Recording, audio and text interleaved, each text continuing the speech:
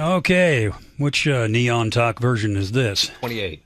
28. We are at 28. Wow. Welcome. Amazing. Yes. Okay. So today, as we layer our lives with music, we have a little Night Train. This is a classic by Mr. Oscar Peterson and his trio. So get ready for the... Coming live from the from Signal Hole in Kansas City, Missouri, specifically my garage, the Neon... the Neon Beat. Yeah. Thank you, Casey. The Neon Beat. It's my daughter over here coming up behind me, who is getting on camera. Yeah. And helping out with the rabbit ears. This would be Joe Dimino, the guy who does Neon Jazz, who's the host of Neon Talk, and I'm sort of along for the ride by virtue of being the engineer. And hopefully you're able to hear us this time, as we have. We're using his adapter instead of mine. I'm the engineer. I'm supposed to have the one that works. It doesn't. What do? It's all about the adapters in life. I guess so. You know? Adapters everywhere. Every single place. So, Oscar Peterson. Yes, one of my favorite jazz artists. You want to start out with Night Train? Sure. That's a good jazz standard. See if I can find it here. Let's see. We got Ray Brown on bass, Ed Thigpen on the drums, and this is a classic. This was a trove that I just got recently, so it's good.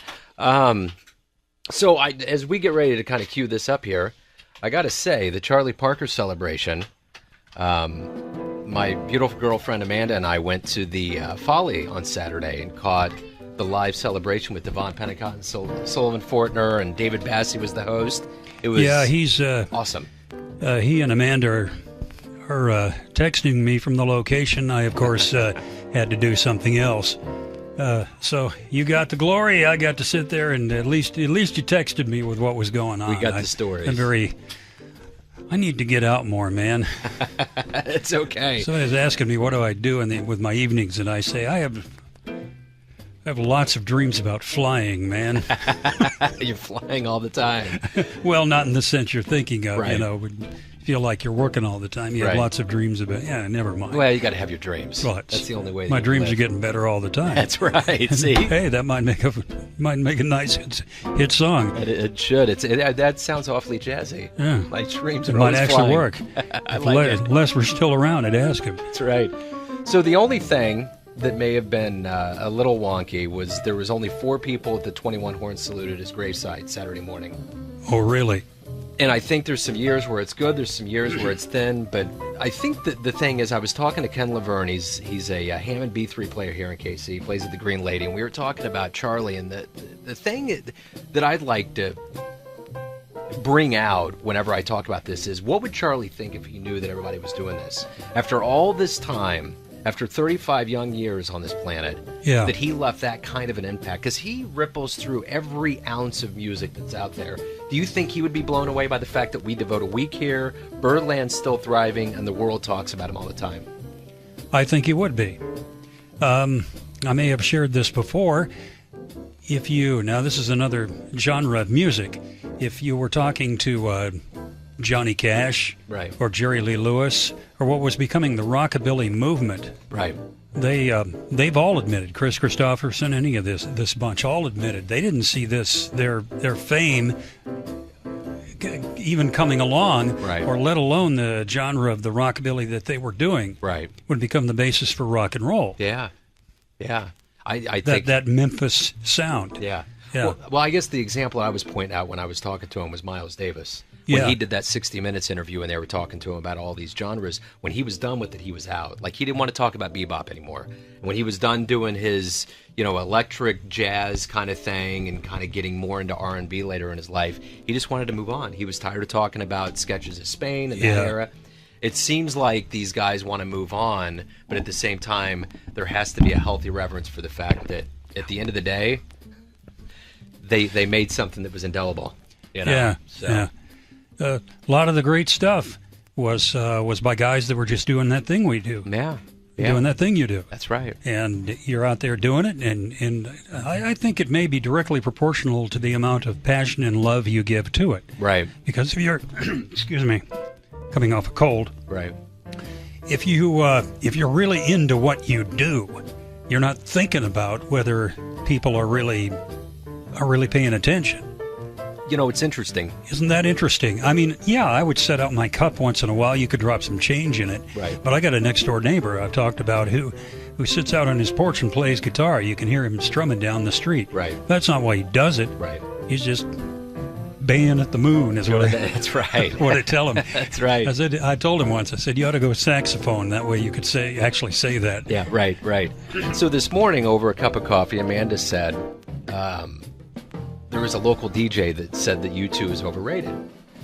And my thought on that is, yeah, U2 technically isn't the best band out there, but over the years, the force by which they've done what they've done, the fortitude that they put into what they've done, the longevity, the fact that they stayed together and they continue to put out great albums all the time, there's something to be said about that. Because listen to Bob Dylan. Bob Dylan didn't have a voice. He wasn't a guy that you're like, I'm craving that classically trained sound of Bob Dylan screaming into a microphone. He did something because it had its place in American history. Uh-huh. He had a voice. He had the lyrics. He had a poetry that spoke to the revolution of this country. Yeah. Can we get Joni Mitchell on the phone here?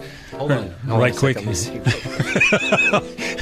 She would undoubtedly have a few things to say. I would think so. Want a little tete-a-tete there. That's right. About Bobby Dylan. Mm-hmm. But I can think of a couple of guys like that too. Well, the Stones. Yeah.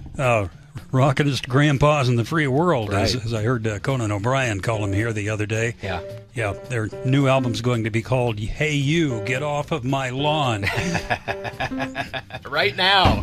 My colostomy bag has been shattered. That's right. Oh, man, I like it. But that's the same kind of band, too. Those guys weren't technically... No. I mean, well, let's face it, even the Beatles. But right. The whole thing was timing. It's luck. Timing. It's nostalgia. It's everything. But those guys, the Beatles, more specifically than anybody else, they maturated so well together. They gelled so well. Yeah. And same with the Stones. Yeah. Just doing that thing they do. And you don't see a lot of those arena, big, huge bands like that anymore. I mean, you got the Foo Fighters that are filling stadiums. Coldplay's still doing it. But as far as like big bands like that are doing it, God, oh my God.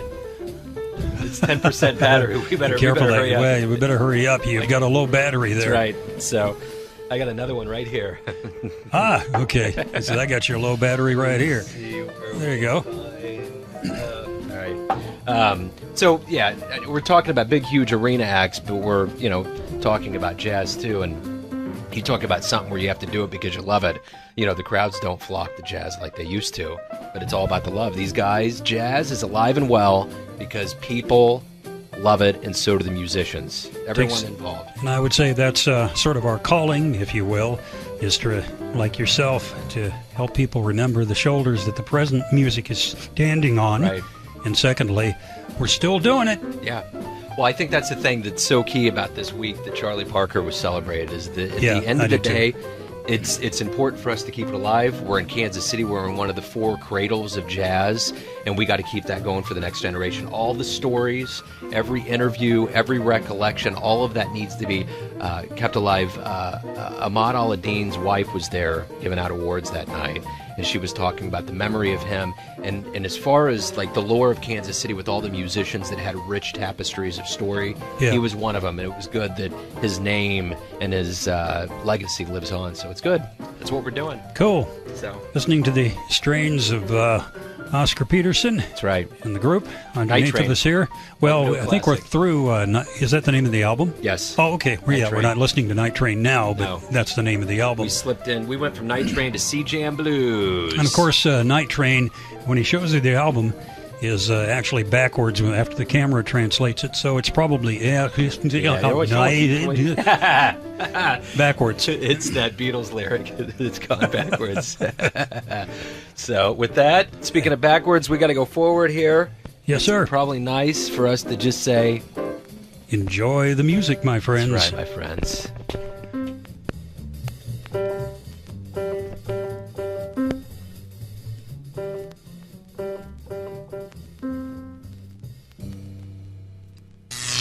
Neon Jazz.